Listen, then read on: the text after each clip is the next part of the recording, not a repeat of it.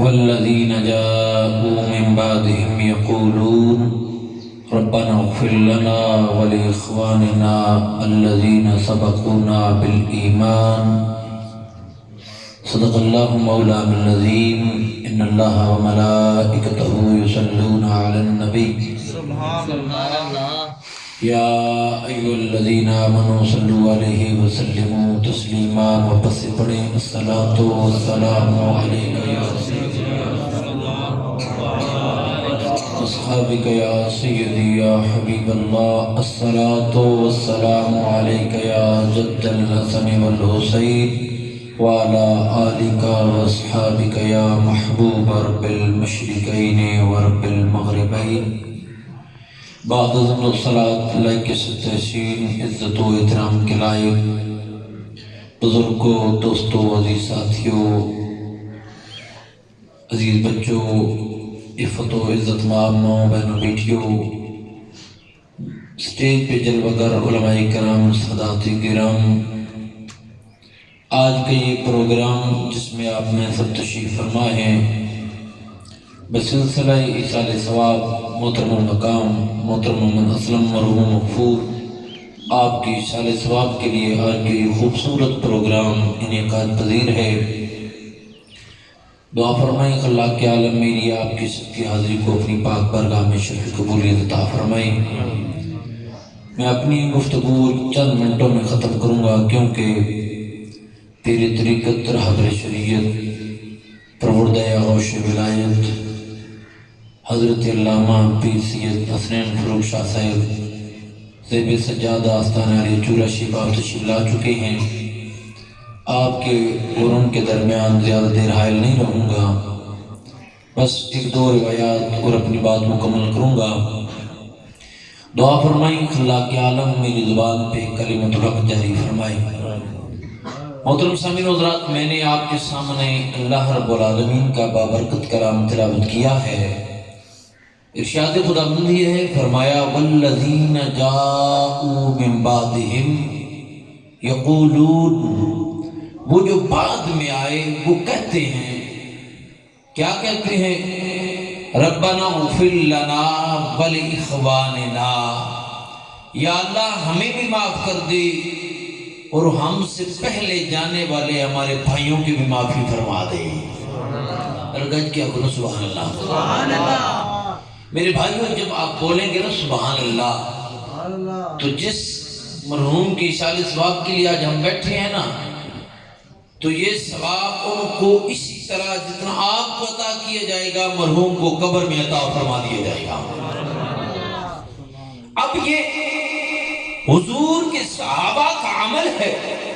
میرا مالک کلام فرماتا ہے والذین جاؤوا من بعدہم یقولون، آنے والے کیا کہتے ہیں؟ ربنا اغفر لنا ولاخواننا الذین سبقونا بالایمان، یا اللہ انہیں بھی معاف کر دے جو ہم سے پہلے سبقت لے کر چلے گئے ایمان کی حالت میں. یعنی اللہ تعالیٰ نے اس مقام پہ حضور رحمت عالم کے صحابہ کے اس عمل کی تحسین فرمائی ہے، داد دی ہے. یعنی یوں سمجھے کہ اللہ نے یہ فرمایا محبوب تیرے غلام کتنے اچھے ہیں، جب بھی مجھ سے مانگتے ہیں تنہا اپنی بخشش کی بات نہیں کرتے بلکہ ان لوگوں کی بھی بخشش مانگتے ہیں جو ان سے پہلے ایمان کی حالت میں دنیا سے چلے گئے ہیں. تو میرے بھائیوں، پتہ یہ چلا کہ یہ عمل کوئی شرک اور بدعت کوئی نیا عمل نہیں، بلکہ یہ وہ عمل ہے جو حضور کے صحابہ کرتے آئے ہیں. اور پھر توجہ کرو، یہ وہ عمل ہے کہ جس کو قرآن میں اللہ نے تحسیناً بیان فرمایا ہے، تحسین فرمائی ہے. اس لیے تو حکم ہے کہ دعا مانگو. دیکھیں روایت آتی ہے، ابو داؤد شریف کی روایت ہے، میرے آقا نے فرمایا اذا صلیتم علی المیت فاخلصوا له الدعاء، فرمایا جب میت پہ جنازہ ادا کر چکو تو خالصتاً اس کے لیے دعا مانگا کرو، خالصتاً اس کے لیے دعا مانگا کرو. کیوں دعا مانگو؟ فرمایا جب تم اس کے لیے ہاتھ اٹھاؤ گے اور جیسا تم اللہ کی بارگاہ میں التجا عرض کرو گے، خالق اس کا فیصلہ ویسا فرما دے گا. ویسا ہو جائے گا. اور توجہ کرنا میں عرض کروں، یہ تو دعا کا وہ سلسلہ ہے جو اللہ نے اپنے حبیب کو بھی حکم دے رکھا ہے. اللہ کا قرآن کہتا ہے وَصَلِّ عَلَيْهِمْ إِنَّ صَلَاتَكَ سَكَنٌ لَهُمْ. محبوب اپنے غلاموں کے لیے ہاتھ اٹھایا کر، اس لیے کہ جس کے لیے تو ہاتھ اٹھائے اگر وہ بدبخت ہو تو خودبخت بنا دیا جاتا ہے، اگر وہ بے نصیب ہو تو بانصیب بنا دیا جاتا ہے. اور جہان والے ہاتھ اٹھائیں، اتنا ہاتھ اٹھائیں کہ ان ہاتھ آسمانوں کو مس کرنا شروع کر دیں، چہرہ اتنا جھکائیں کہ ان کا متھا پھٹ جائے، لیکن قبولیت کی گارنٹی نہیں. لیکن جن کے لیے تو ہاتھ اٹھا لے، ادھر ہاتھ بعد میں اٹھتے ہیں، مقدر پہلے بنا دیا جاتا ہے، مقدر پہلے بنا دیا جاتا ہے.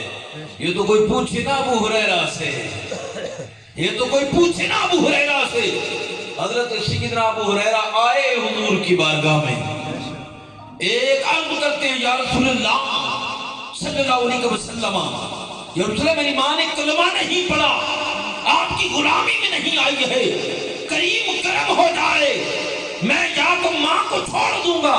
میرے آقا نے فرمایا صبر کرو. عرض کی آقا آپ کی شان میں کوئی باتیں کرے اور ابو ہریرہ صبر کرتا رہے، ایسا کیسے ہو سکتا ہے؟ بولو تو صحیح نا سبحان اللہ، ایسا کیسے ہو سکتا ہے؟ توجہ عزیزان من، حضرت ابو ہریرہ نے عرض کیا رسول اللہ دعائیں فرما دیں. سرکار نے ہاتھ اٹھا لیے، ادھر کریم کے ہاتھ اٹھنے کی دیر تھی، ابو ہریرہ دوڑ پڑے، ابو ہریرہ دوڑ پڑے گھر کی جانب. صحابہ نے روکا، ابو ہریرہ ٹھہرو تو صحیح، کدھر جا رہے ہو؟ ابھی تو دعا منگوا رہے تھے، اب دوڑتے جا رہے ہو. سنو ابو ہریرہ کیا کہتے ہیں، فرماتے ہیں لوگوں میں یہ دیکھنا چاہتا ہوں کہ پہلے میں گھر پہنچتا ہوں یا مصطفیٰ کی دعا پہلے پہنچتی ہے. پہلے میں پہنچتا ہوں جب مصطفیٰ کی دعا گھر میں پہنچتی ہے. حضرت ابو ہریرہ فرماتے ہیں میں دوڑ کے دروازے پہ گیا، دروازے پہ دستک دی تو ماں نے آواز دی بیٹا ٹھہر جا. میں حیران تھا کہ آج لہجہ بدلا ہوا، آج انداز بدلا ہوا، لیکن ابو ہریرہ یہ بھی جانتے تھے کہ ہاتھ کسی اور نے نہیں رب کے حبیب نے اٹھائے ہیں. کہنے والے نے کہا تھا اجابت کا سیرا، عنایت کا جوڑا، دلہن بن کے نکلی دعائے محمد. اجابت نے جھکے گلے سے لگایا بڑی ناز سے جب دعائے محمد. مصطفیٰ کی دعا جب اس ناز سے گئی تو فوراً قبولیت کا مجدہ جہاں خدا لے کر لوٹی. ابو ہریرہ فرماتے ہیں میں دروازے پہ دستک دیتا ہوں. ماں نے کہا بیٹا صبر کر. دروازہ کھلا، ماں کی زبان پہ کلمہ تھا. میں نے عرض کی اماں جان یہ اتنا انقلاب کیسے آ گیا؟ تو ماں کہتی ہے بیٹا جس کی تو گن گاتا ہے وہی تو کملی والا آیا تھا اور مجھے کلمہ پڑھا کے گیا ہے. تو میرے بھائیو توجہ کرنا، یہ میرے مصطفیٰ کی دعاؤں کا ثمر. کوئی بولنا جس کے لیے حضور دعا کر رہے ہیں اس کی یہ شان ہو جاتی ہے. تو اللہ نے اپنے حبیب کو بھی حکم دے رکھا ہے کہ میرے محبوب اپنے غلاموں کے لیے دعا مانگا کر، اپنے غلاموں کے لیے بھی دعا مانگا کر، کیونکہ تو دعا مانگے گا تو ان کا مقدر بنا دیا جائے گا، ان کا مقدر سنبھال دیا جائے گا. تو عزیزان من ایک روایت اور عرض کرتا ہوں اور بات مکمل کرتا ہوں. ابھی کئی دفعہ ایسا بھی ہوتا ہے کہ کچھ ایسے حضور کے غلام ہیں کہ جن کے لیے ہاتھ اٹھانے والا کوئی نہ ہو.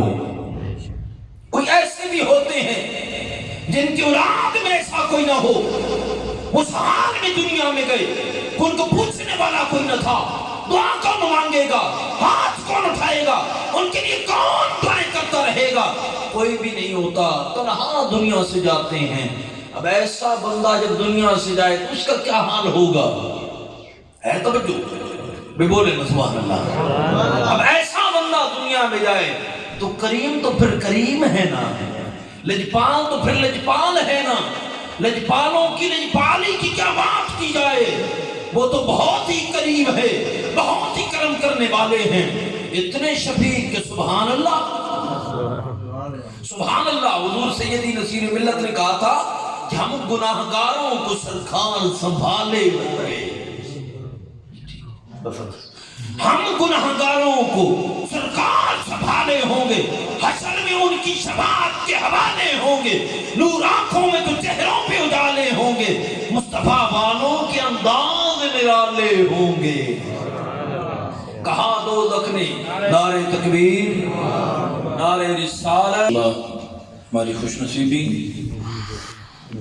کہ پیر طریقت رہبر شریعت پروردہ آغوش ولایت حضرت قبلہ پیر سید حسنین فروخ شاہ صاحب مجددی دعوت برکاتم القدسیہ، آپ ہماری بزم سعید میں تشریف فرما ہوئے۔